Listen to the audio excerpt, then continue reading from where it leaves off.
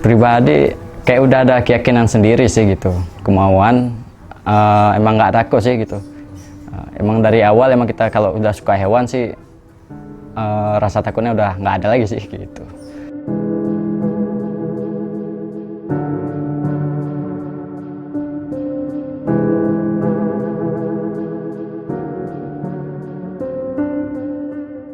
Pertama-tama gimana cara harus memahami sifatnya, karakternya dulu gitu. Ketika kita udah memahaminya, jadi ketika dia lagi bahasa sekarang bad mood, lagi bad mood, kita udah tahu gimana ketika dia ingin berinteraksi kayak mana. Jadi ketika kita ingin memegang pun udah lebih aman gitu.